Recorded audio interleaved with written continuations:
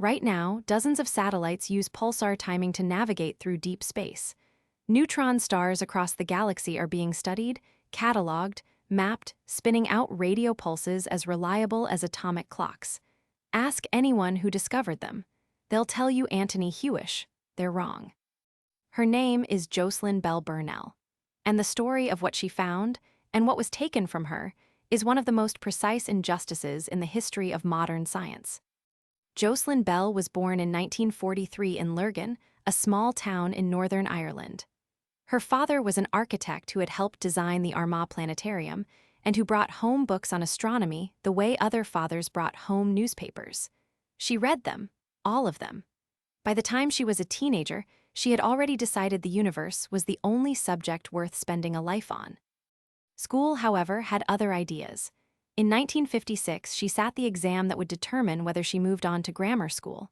She passed. Her brother passed. Two of her friends passed. The boys went to the grammar school. The girls did not, because Lurgan Grammar School did not accept girls into its science program. It took her parents' formal protest to get her enrolled. That was the first time an institution looked at Jocelyn Bell's ability and decided it didn't quite fit. She earned her undergraduate degree in physics from the University of Glasgow in 1965. She was the only woman in her class. When she walked into lecture halls, male students would bang their desks and whistle. She kept walking to her seat. She kept taking notes. She graduated with a first-class honors degree and went to Cambridge to pursue her PhD under radio astronomer Anthony Hewish. The project Hewish had in mind was ambitious.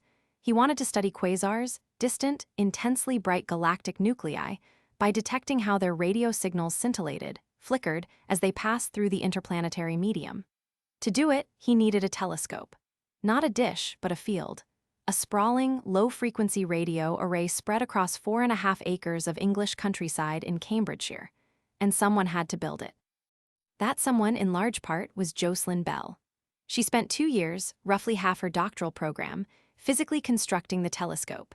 She and a small team hammered over 1,000 posts into the ground, strung up 120 miles of wire and cable, connected dipole after dipole until the array was complete. It was hard, outdoor, unglamorous work. She did it in all weather conditions, in mud, with pliers and a mallet, while simultaneously courseworking and navigating the social ecosystem of one of the world's most prestigious and most male universities. By the summer of 1967, the telescope was operational. Bell was assigned to run it.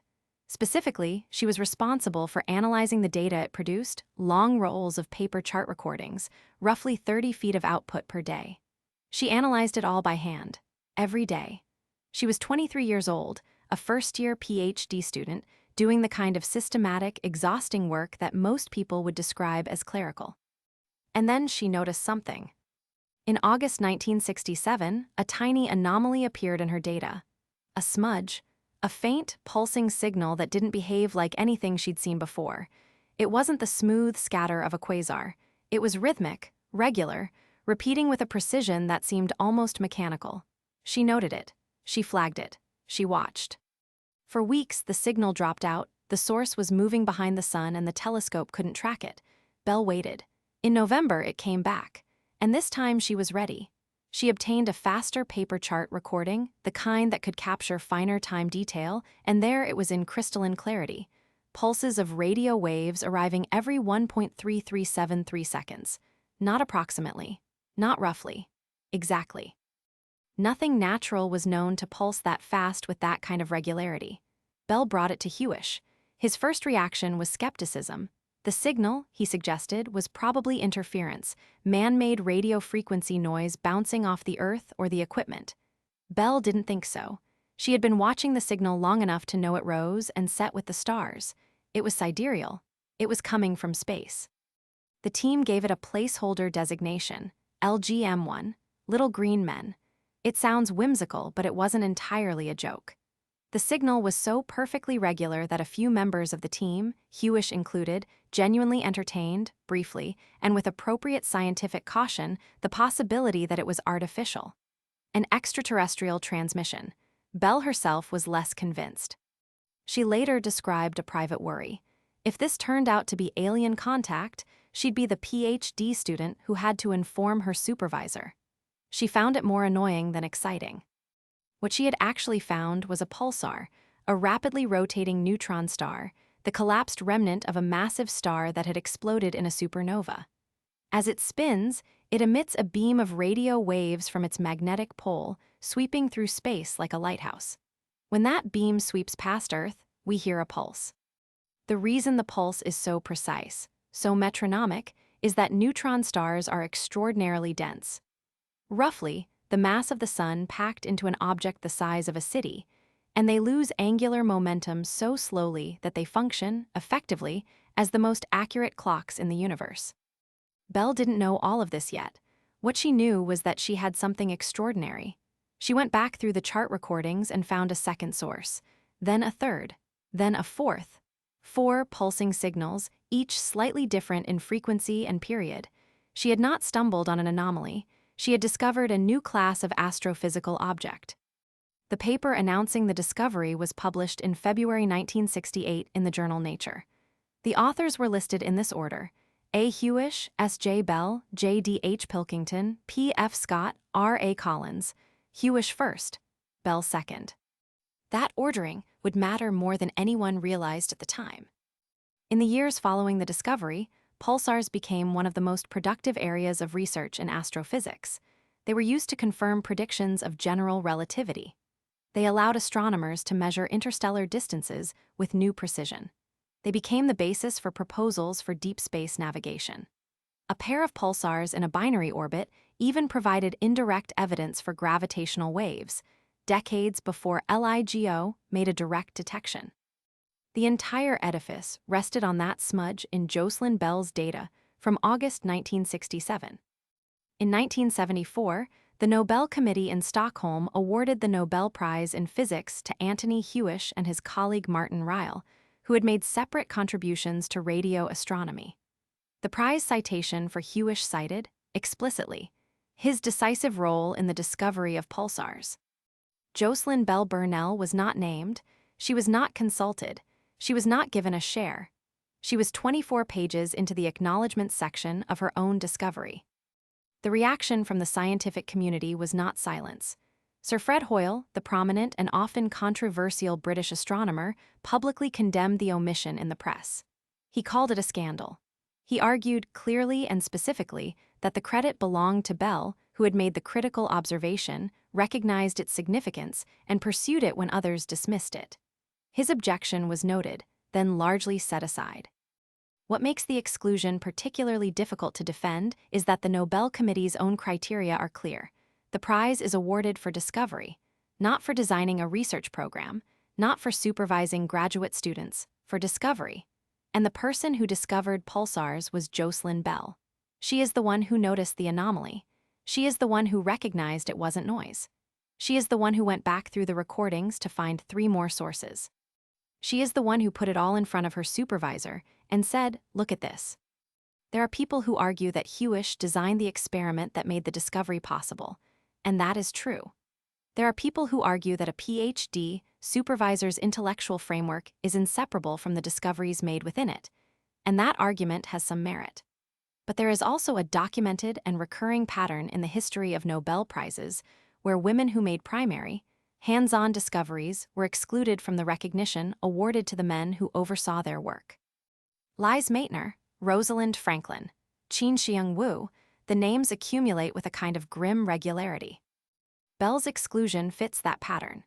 She was a young woman, a PhD student in a field dominated by men, working in a physical and institutional space that had already told her, more than once, that she didn't entirely belong. The Nobel Committee excluded students from prize consideration as a general principle, a principle that, in this case, conveniently aligned with excluding the person who actually made the observation. What is remarkable, genuinely remarkable, not in the vague, complimentary sense, but in the precise scientific sense of something that departs from the expected, is how Jocelyn Bell Burnell responded. She didn't become bitter. She didn't campaign for the prize. She said, in various interviews over the decades, that she believed the Nobel Committee had made the wrong decision, but she said it calmly, analytically, the way she might note an error in a chart recording. She spoke about the structural conditions that led to the exclusion, the role of gender, of institutional hierarchy, of the way credit flows upward in academic science. And she did so without apparent rancor toward Hewish as an individual. That restraint is not weakness. It is, if anything, its own kind of precision. She understood what had happened clearly enough that she didn't need to distort it with rage to make it legible. The evidence for what she did is not disputed. It never has been. The paper lists her as second author. Hewish himself, in his Nobel lecture, described Bell's role in terms that make plain she was the one doing the observational work. Multiple contemporaneous accounts, colleagues who were there in 1967, confirm the sequence of events. Bell found the signal, Bell flagged it, Bell pursued it. The dispute is not about what happened. The dispute is about what it was worth, and to whom that worth was attributed. In the decades after 1974, the scientific community's assessment gradually recalibrated. Not through any formal reversal by the Nobel Committee, they have never revisited the decision, and they have no mechanism to do so, but through the accumulated weight of recognition from every other direction. In 1989, Bell Burnell received the Herschel Medal from the Royal Astronomical Society. In 2018, she was awarded the Special Breakthrough Prize in Fundamental Physics, one of the most valuable prizes in science, worth $3 million. The prize committee explicitly cited her discovery of pulsars and her extraordinary contribution to astrophysics. She gave the entire $3 million away. Every penny went to the Institute of Physics to fund PhD studentships for people from underrepresented groups in physics, women, refugees, people from ethnic minorities. The fund has been named the Bell Burnell Graduate Scholarship Fund. She explained her reasoning without drama. She didn't need the money. She had been lucky enough to have the opportunities she'd had, even accounting for everything that had been denied her, and she wanted to make sure others had the same. There is something in that gesture that the original story of the LGM-1 signal actually anticipates. In 1967, when Jocelyn Bell first heard a signal so precise it seemed alien, she didn't leap to the most dramatic interpretation. She was cautious, methodical, systematic. She went back and checked. She looked for more evidence. She found 3 more pulsars before she made a single public claim. And then, when the discovery was complete, she handed it upward, through the institutional hierarchy that had been built around her, and watched it disappear into someone else's prize ceremony. That gap between what she found and what she received is not a gap in the scientific record. The science is clear. The gap is in the story we chose to tell about science, who counts as a discoverer, whose name gets attached to a finding, which kinds of contributions get elevated into genius, and which ones get filed under technical support. Jocelyn Bell built the telescope with her hands, analyzed 30 feet of data every day with her eyes, and recognized one of the most important signals in the history of astrophysics with her mind. She did all of it at 23, in a field that whistled at her when she walked into the room. The pulsars she found are still spinning.